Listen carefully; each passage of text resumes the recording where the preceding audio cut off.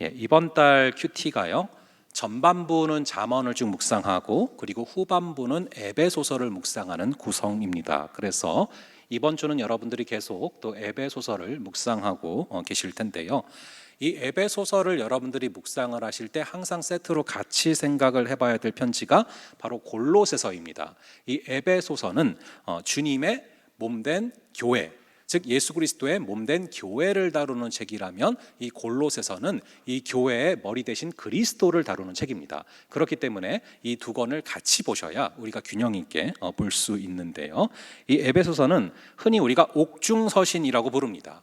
이 바울이 감옥에서 쓴 편지가 4개가 있는데 에필골몬, 그래서 에베소서, 빌립보서, 골로새서, 빌레몬서, 이렇게 4권이 있다라고 말합니다. 그런데 이 에베소서가 감옥에서 쓴 편지다라는 사실이 생각보다 굉장히 중요합니다. 이 성경에 이 텍스트를 볼 때 그 텍스트를 쓰게 된 컨텍스트, 즉 그 상황을 우리가 함께 살펴봐야 될 필요가 있습니다. 바울은 이 편지를 쓸 때 감옥에 갇힌 상태에서 쓴 겁니다. 그 컨텍스트가 중요합니다. 이 사람이 자유롭게 활동을 하면서 쓴 글과 또 감옥에 갇혀서 쓴 글은 다를 수밖에 없습니다. 이 바울은 원래 이 담즙질입니다. 굉장히 능동적이고 적극적이고 활동적이고 목표 중심적인 그런 사람이죠. 그런 바울이 자유롭게 활동을 하면서 편지를 쓸 때는 아무래도 초점이 어디로 가냐면은 이 목표를 해결하고 문제를 해결하는 데 포커스가 맞춰져 있습니다. 한마디로 doing이죠. 그래서 뭘 해야 되는가.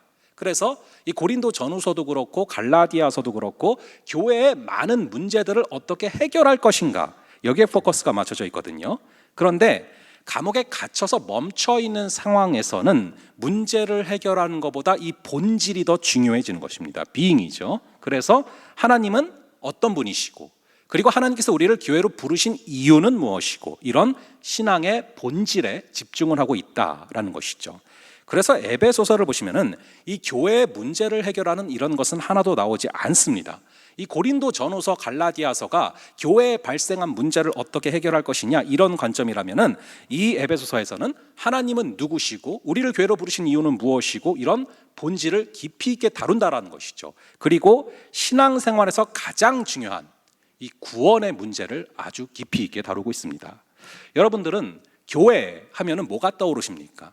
바로 이 에베소서를 통해서 그게 정리가 돼야 됩니다. 그래서 이 교회론을 다룰 때 가장 많이 참고하는 책이 바로 에베소서거든요. 그리고 이어서 왜 나를 부르셨고 교회로 부르신 이유가 무엇인지를 정리하는 책이고, 4장부터 6장을 가시면은 그런 교회가 어떻게 하면은 하나가 될 수 있는지, 그리고 그런 교회로서 우리가 살아가면서 어떻게 해야 영적 전투에서 승리할 수 있는지, 이것까지를 다루는 책입니다. 자, 그래서 오늘은 2장을 통해서 가장 어떻게 보면 기독교의 핵심이자 우리의 신앙의 본질이라 볼 수 있는 이 구원에 대해서 살펴볼 것인데요, 우리 한번 2장 1절의 말씀을 함께 보겠습니다. 2장 1절의 말씀을 함께 한 목소리로 읽어보겠습니다. 시작. 우리가 어떤 존재라고 나오고 있습니까? 허물과 죄로 죽었던 존재라고 나와 있습니다. 숨은 붙어 있고 겉으로 살아있는 것 같은데 영적으로 다 생명이 죽어 있었다, 죽었다, 이미 죽어 있었다라고 말하고 있는 것입니다. 그래서 우리가 말씀을 읽지 않아도, 말씀을 먹지 않아도 전혀 배고프지가 않고, 기도를 하면 숨이 가빠야 되는데 전혀 숨이 가쁜 것도 없고, 그렇게 영적으로 완전히 생명이 죽어 있는 상태였다라는 것이죠. 그럼 구원은 무엇이냐? 그렇게 죽은 상태였다가 살아나는 것이 구원이죠. 바울은 이 죽은 상태를 설명할 때 허물과 죄로 죽었던 이라고 쓰고 있어요. 이 허물은 무엇이냐? 어디에서 이탈해서 떨어져 버린 상태를 뜻하고요, 이 죄라는 단어는 이 화살이 딱 관역으로 가야 되는데 글로 확 가는 게 아니라 다른 방향으로 가는 것, 이것을 갖다가 죄라고 말하고 있습니다. 즉 우리가 영적으로 죽었는데 왜 죽었는지 그 이유를 설명하는 것이 허물과 죄라는 단어인데, 이 허물은 위에서부터 떨어진 거예요. 하나님에게서 떨어진 거죠. 그리고 잘못된 길로 걸어가고 있는 거죠. 그래서 죽었다. 그러니까 허물과 죄로 죽었다라는 얘기는 우리가 있어야 할 자리에 있지 아니하고 툭 떨어져 나온 것이죠. 그리고 가야 될 길로 가야 되는데 가지 않고 다른 엉뚱한 길로 가다가 죽었다 있다라는 것입니다. 그렇다면 영적으로 죽은 사람들이 살아가고 있는 삶의 모습이 어떠하냐, 이것을 자세히 설명하는 게 2절인데 우리 한번 2절의 말씀을 함께 한 목소리로 읽어보도록 하겠습니다. 시작. 그때 너희는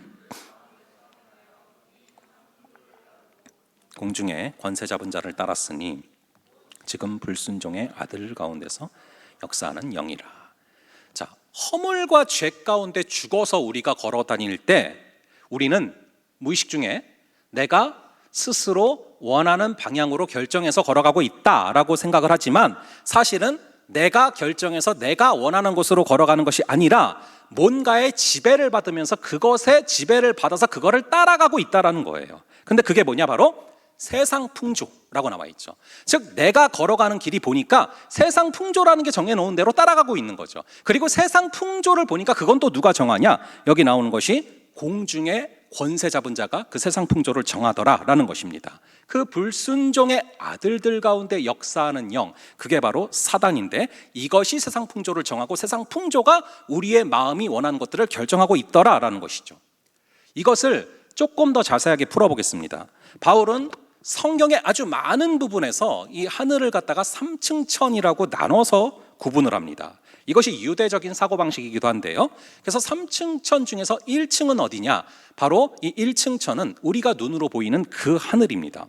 그리고 두 번째 하늘 2층은 뭐냐? 2절에서 우리가 본 공중이란 단어인데 여기서 사탄이 활동하고 있는 영역이죠. 그래서 에베소서 6장 12절에 보면은 2층에 있는 존재들이 어둠의 세상 주관자들, 하늘에 있는 악의 영들인데 이 2층에서 지금도 쉬지 않고 우리 마음을 놔두고서 전투가 벌어지고 있다는 것이죠. 지금 이 시간도 마찬가지로 여러분들의 마음이 어떻게든 말씀으로 가지 못하게 하도록 사단이 공격을 하고 있는 장소가 바로 2층이라는 것입니다. 그리고 3층 하늘이 바로 하나님이 거하시는 천국.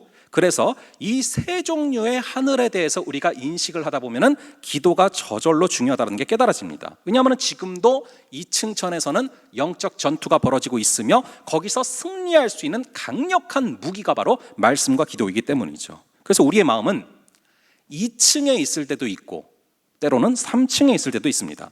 그래서 6절에 보시면, 오늘 본문 6절에 보시면 또 함께 일으키사 그리스도 예수 안에서 함께 하늘에 앉히시고 라고 나와 있지 않습니까? 그러니까 우리가 그리스도와 동행하면서, 우리 예수 그리스도와 동행하면서 그분의 옆에 앉아 있을 때 우리는 몇 층에 있는 것입니까? 3층에 있는 것이죠. 그럴 때 우리의 적은 2층에 있기 때문에 우리를 건드릴 수가 없습니다. 하지만 우리가 하나님과 전혀 상관없이 마음대로 살아간다. 그럼 어떻게 됩니까? 2층에 있는 것이기 때문에 우리의 상태가 마치 에베소서 2장 1절과 2절에 나오는 것과 흡사한 상태가 될 수 있다는 것이죠. 자, 그러면 다시 왜 죄와 허물에 빠지게 되느냐? 이 바울은 총 3가지로 이야기를 하는데요. 2절에 보시면 세상 풍조가 나오고요. 그리고 불순종의 아들들 가운데 역사하는 영, 즉 사단이고요. 그리고 3절에 보시면 육체의 욕심이라고 나옵니다. 그러니까 세 단어로 요약을 하자면은 세상과 사탄과 욕심 때문이죠. 우리는 흔히 내 자신이 굉장히 자주적이고 독립적이고 내 뜻대로 결정하면서 살아갈 수 있는 주체적 존재라고 생각하지만 절대 그렇지 않습니다. 3절에 보면은 인간은 본래적으로 우리의 육신과 마음이 원하는 것을 하면서 살아간대요. 그런데 이렇게 육신과 마음이 원하는 것을 하는데 이 육신과 마음이 원하는 방향이 있지 않습니까? 이상하게 끌리는 방향이 있지 않습니까? 가만두면 우리의 육신과 마음이 가려고 하는 그런 방향들, 그것을 누가 결정하냐? 놀랍게도 내가 결정하는 것이 아니라 아까 살펴본 것처럼 2절에 나오는 세상 풍조가 그것을 결정하고 있더라라고 써져 있는 것이죠. 예를 들어서 자본주의 사회에서는 돈이 최고다, 돈이 전부다 라고 다 말을 하니까 모든 사람의 마음이 돈에 자극을 하고 돈에 반응을 합니다. 자, 그러면은 그러한 세상의 풍조는 누가 만들고 있느냐? 바로 9절에 나오는 것처럼 바로 이것을 결정하는 것은 공중의 권세 잡은 자, 즉 사단이라는 것이죠. 그래서 기억을 하시기 바랍니다. 우리는 독립적이지 않습니다. 절대로. 둘 중에 하나의 지배를 받는 거예요. 바로 예수 그리스도의 지배를 받던가 아니면은 사단의 지배를 받던가, 둘 중에 하나라는 것입니다. 그런데 우리 예수 그리스도께서는 정확하게 말씀을 하십니다. 나를 주인으로 섬겨라, 내가 주인이다 라고 말씀을 하시고 나의 말씀에 또 나의 다스림에 순종해라 라고 말씀하시죠. 하지만 이 사단은 절대로 내가 너를 지배한다라고 말하지 않아요. 교활하게 속입니다. 절대로 내가 너를 지배라고 말하지 않고요, 네 마음대로 해, 네가 원하는 대로 해, 네 마음이 가는 대로 해, 네 육신이 가는 대로 해, 그렇게 하는 게 좋지 않겠니라고 하지만 결국 그렇게 하다 보면은 누가 원하는 대로 가게 되냐면은 사단이 원하는 대로 가는 것입니다. 여러분, 이 교회에는 하나님이 사용하는 인생과 사단이 사용하는 인생이 다 모두 섞여 있어요. 하나님의 쓰임을 받는 인생도 있지만 자기도 모르는 사이에 무의식 중에 이 사단의 쓰임을 받는 인생이 있다라는 것입니다. 그래서 어떤 신학자가 이런 얘기를 했어요. 우리가 죄를 짓고 있을 때 그 죄가 잘못된 것을 알면서도 그것을 죄라고 생각을 하지를 않는다. 그 정도로 우리는 죄의 쾌락을 누리기를 좋아하는 사람이라는 것이죠. 이 인간의 심정 안에는 이 죄의 경향성이라는 게 있어서 그냥 놔두면은 저절로 죄 지는 쪽으로 기울어버리는, 그게 본성이라는 것입니다. 그래서 우리가 깨어있지 않으면 나도 모르는 사이에 이 사단의 도구가 될 수 있다는 것이죠. 그래서 우리가 이 구절에 나오는 것처럼 육체의 욕심을 따라 산다고 했을 때 이 욕심이란 단어는 가치 중립적인 단어예요. 그러니까 이 욕심을 어떻게 쓰느냐에 따라서 좋은 걸 수도 있고 나쁜 걸 수도 있다는 것입니다. 이 기독교는 욕구 자체를 나쁘다고 생각하지는 않습니다. 그래서 이 갈라디아서 5장에 보면은 성령의 욕구가 있고 육체의 욕구가 있다라고 정확하게 나옵니다. 그렇게 우리가 갈망을 느끼도록 하셨는데 중요한 것은 그 갈망이, 그 욕구가 언제 문제가 되느냐? 바로 죄와 결합하게 될 때, 그때 바로 문제가 되는 것입니다. 이 식욕이라는 것은 나쁜 게 아니죠. 먹어야 살 수 있도록 창조를 하신 것입니다. 그런데 육체와 마음이 원하는 대로 그냥 내버려 두면은 식욕이 폭식으로 타락을 하던가 아니면 이 식욕이 거식증으로 나갈 수 있다는 것이죠. 그러니까 죄와 결합을 하게 될 때 문제가 된다는 것입니다. 그렇다면 중립적으로 주신 욕구를, 중립적으로 주신 가치를 내가 거룩한 갈망을 위해 사용하느냐 아니면 내 육체적인 욕심을 이루기 위해서 사용하느냐, 그것을 우리가 파악하기 위해서는 분명히 영적으로 깨어 있어야 그것을 파악할 수 있다는 것이죠. 이 세상의 풍조와 욕심 가운데는 분명히 사단의 역사가 있습니다. 이걸 잘 기억을 하셔야 돼요. 2절에 보니까 사단을 갖다가 어떻게 써놨습니까? 역사하는 영이라고 써놨거든요. 우리 다시 한번 2절 볼게요. 다시 한번 오늘 본문의 2절을 함께 읽어보겠습니다. 시작. 그때 너희는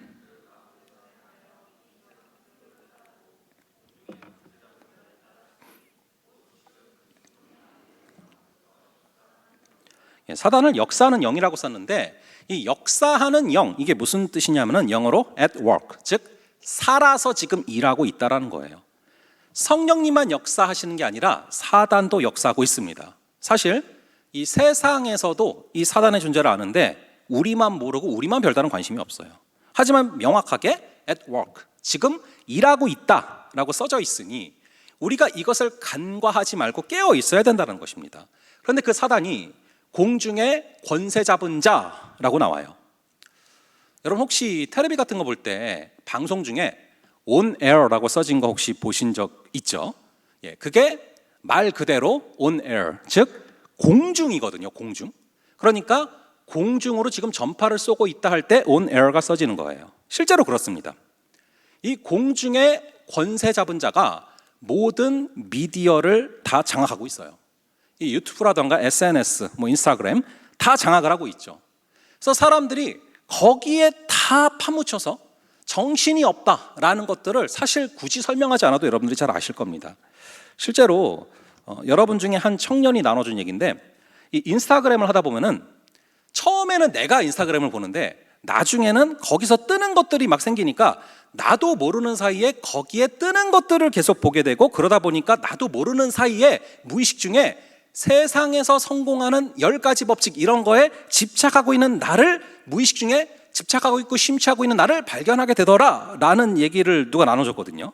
우리가 스스로 결정해서 보는 것 같지만 나중에는 나도 모르게 알고리즘의 지배를 받아서 굳이 내 취향도 아니었던 것들을 무의식 중에 보고 있다는 것이죠. 그럼 요즘에 이 초딩들 뭐 장래희망이 뭐냐 물어보면은 죄다 유튜버 아니면 아이돌 뭐 이런 거예요. 다들 꿈이 뭡니까? 공중에 권세를 잡는 거예요. 공중에서 힘이 생기는 거예요. 근데 바울은 공중에 권세 잡은 자, 이것을 한마디로 표현하기를 불순종의 아들들 가운데 역사하는 영, 즉 불순종하는 사람들을 지배하고 있는 영적 존재, 즉 사탄이라는 것입니다. 근데 이 사단이 3절에 보면 뭐라고 나오냐면은 본질상 진노의 자녀라고 써져 있습니다. 이 사단은 자신을 찬양하고 자신을 높이려다가 땅으로 떨어진 루시퍼잖아요. 그래서 이 사단의 마음의 상태는 늘 분노예요. 늘 분노에 차 있습니다. 그래서 진노의 자녀들을 입양을 하기 시작을 해요. 자신이 분노에 차 있기 때문에 기회만 되면은 사람들을 붙잡고 분노를 학습시키는 것입니다. 그래서 사단은 늘 사람들로 하여금 분노를 하도록 만들어요. 사람을 다독이고 위로케 하고 평안케 하는 게 아니라 그저 기회만 되면은 사람들로 하여금 분노하도록 만들어버리는 거죠. 그래서 마음에 분노가 계속 쌓여요. 그러다가 분노가 폭발하기 직전까지 가면은 다른 사람을 죽이든지 자신을 죽이든지 하는 겁니다. 그게 오늘날 사회에서 벌어지는 비극이거든요. 근데 더 치명적인 것은 뭐냐 하면은 사단이 굳이 유혹을 하지 않고 자극을 하지 않는 순간에도 우리가 알아서 죄를 짓고 알아서 방탕하게 지낸다는 게 더 큰 비극이에요. 여러분 계시록 20장에 보시면 곡과 마곡의 전쟁이 나옵니다. 아마겟돈 전쟁이라고도 불리는데요. 이걸 전부터 많은 사람들이 뭐 이스라엘과 중동과의 전쟁이다, 그리고 러시아가 연관되어 있는 전쟁이다라고 봤는데, 그러면은 그 곡과 마곡의 전쟁이 지금 우리가 보고 있는 전쟁이냐? 꼭 그렇게 말할 수가 없어요, 절대.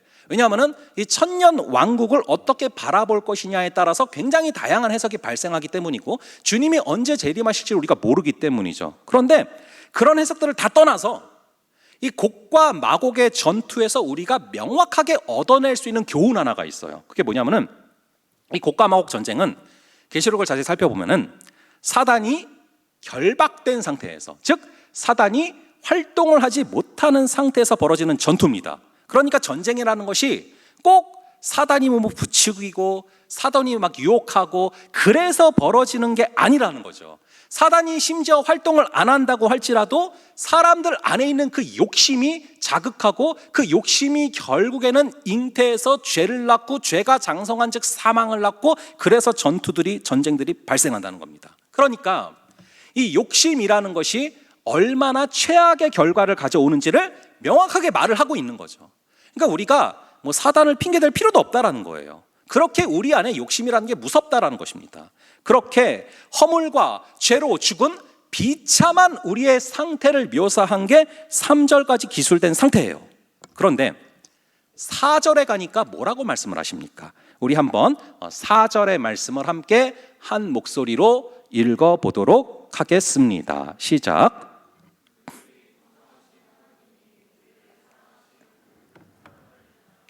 딴 건 몰라도 이 구절만큼은 꼭 헬라어 원어로 보셔야 되는 구절이에요. 왜냐하면은 이 4절을 헬라어로 보면은 4절 맨 앞에 그러나라는 단어가 들어가 있거든요. 근데 이제 이 성경에, 우리 성경에는 없어요. 근데 그러나라는 단어가 들어가 있습니다. 그러니까 3절까지 우리가 얼마나 비참한 존재인지를 알게 됐잖아요.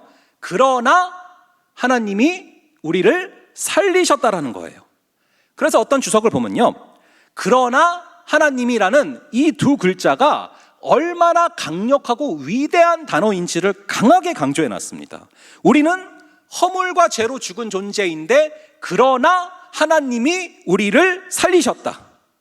만약에 이 4절이 그러나라고 시작되지 않고 그래서 라고 시작됐다면 우리는 죽을 수밖에 없는 거예요. 하지만 그러나가 들어가 있지 않습니까?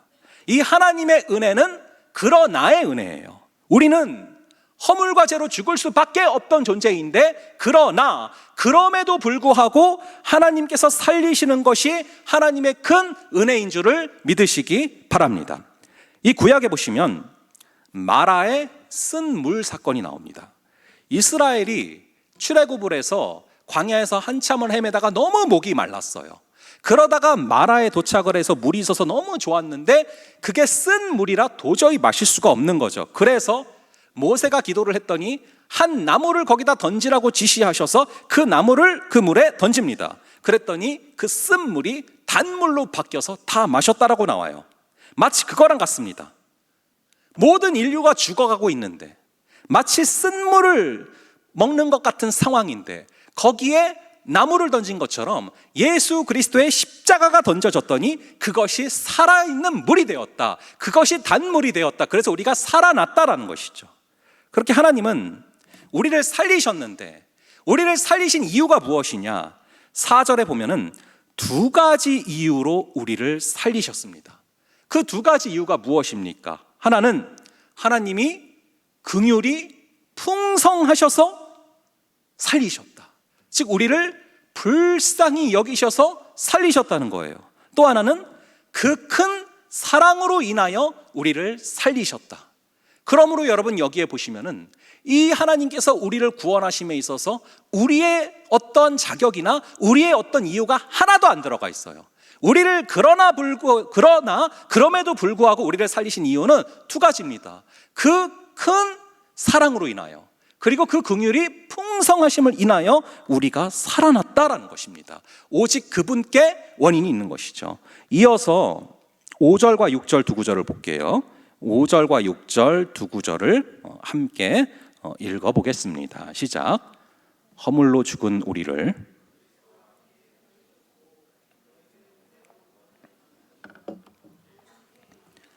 그리스도 예수 안에서 함께 하늘에 앉히시니. 아멘. 여기서 세 단어가 굉장히 중요합니다. 가능한 분들은 살리셨고의 동그라미, 일으키사의 동그라미, 앉히시니의 동그라미를 치시기 바랍니다. 살리셨고와 일으키사 그리고 앉히시고 이 세 가지 단어가 굉장히 중요합니다. 왜냐하면 이것이 모든 구원의 과정을 요약해주고 있는 단어이기 때문에 그렇습니다. 여러분 제가 상반기 학습 세례 때쯤 해가지고 구원의 서정 9가지 단계를 말씀드렸던 것을 기억하실 겁니다. 여러분들 기억 혹시 나십니까? 예, 9가지가 있었어요. 뭐였죠? 제가 학습 세례가 다가올 때마다 강조를 할 거예요. 9가지가 있습니다. 바로 소중회, 신칭수, 성성영. 무슨 약자였죠? 소명, 중생, 회개, 신앙, 칭의, 수양, 성화, 성도의 견인, 영화. 이것이 구원의 서정 9가지 단계입니다. 그런데 그것이 바로 우리가 방금 읽은 구절의 세 단어에 요약되어 있는 거예요. 살리고, 일으키시고, 앉히시고. 하나님께서 먼저 우리를 살리셨어요. 우리를 살리시면 어떻게 됩니까? 하나님과 우리의 관계가 회복이 돼요. 그러므로 말미암아 우리는 의롭다함을 얻게 됩니다.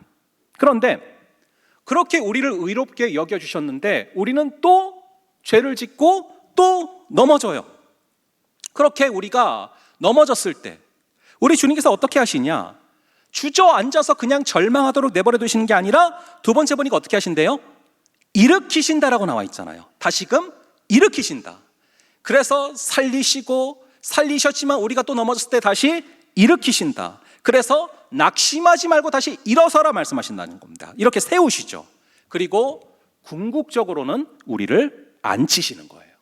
우리를 어디로 앉히십니까? 하늘에 처소를 만드시고, 쉽게 말하면 하늘에다가 우리가 거할 집을 만드시고, 그리고 결국에 나중에 거기에다가 우리를 앉히신다라는 거죠. 그래서 영화되는 것입니다. 영광스럽게 된다라는 것이죠. 그래서 살리시고 일으키시고 앉히시고 이것이 구원의 서정이란 말이죠. 그런데 여기서 여러분들이 이 구절을 자세히 보시면은 살리시고 일으키시고 앉히시고 라는 세 단어에 공통적으로 붙어있는 단어가 하나 있어요. 그게 뭐죠?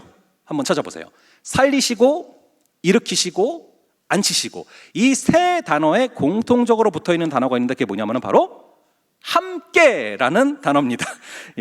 야심차게 대답해 주셨는데 감사해요. 근데 함께입니다. 함께.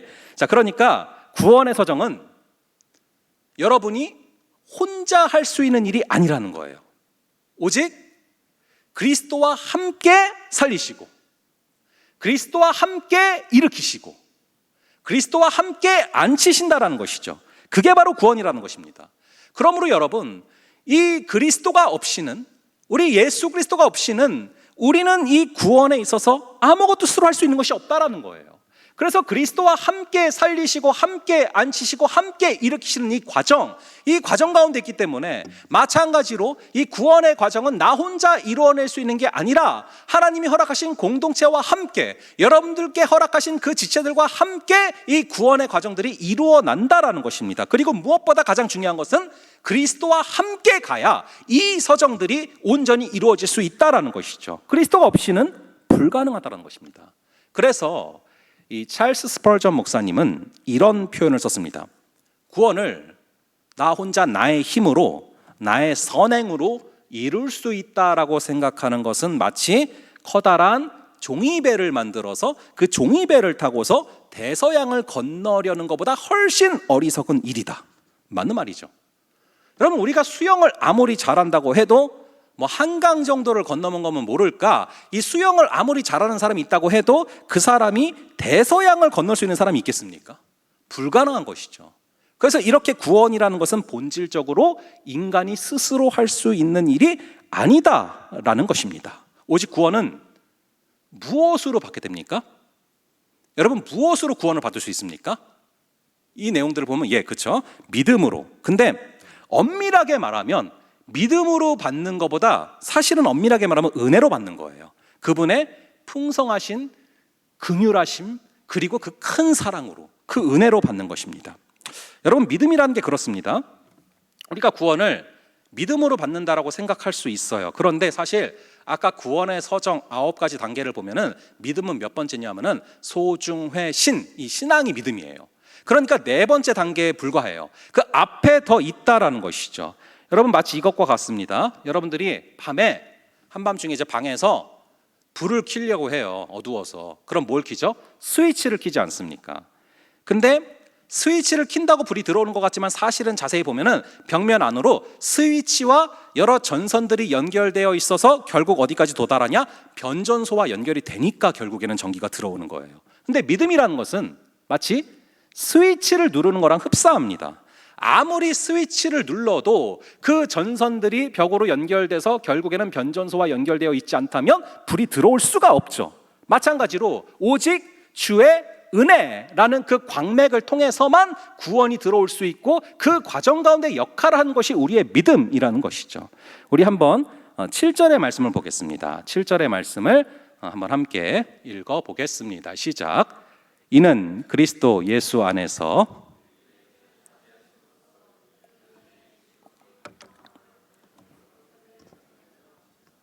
그럼 아무런 자격도 없는 우리를 굳이 왜 구원하셨는가? 여러 이유 중에 하나입니다. 이는 하나님께서 은혜가 얼마나 풍성하신 분인지를 오는 여러 세대에 걸쳐서 보여주시려고 우리를 구원하셨다. 즉 오직 은혜로만 구원받는다라는 것을 드러내시려고 교회가 존재하고 있다라는 것이죠.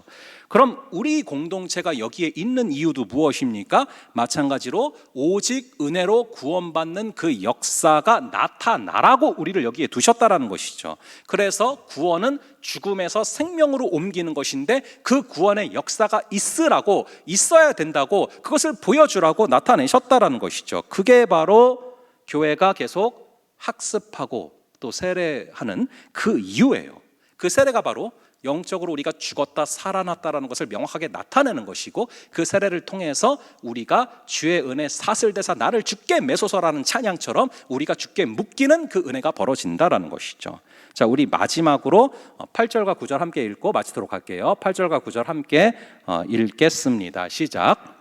너희는 그 은혜에 의하여 믿음으로 말미암아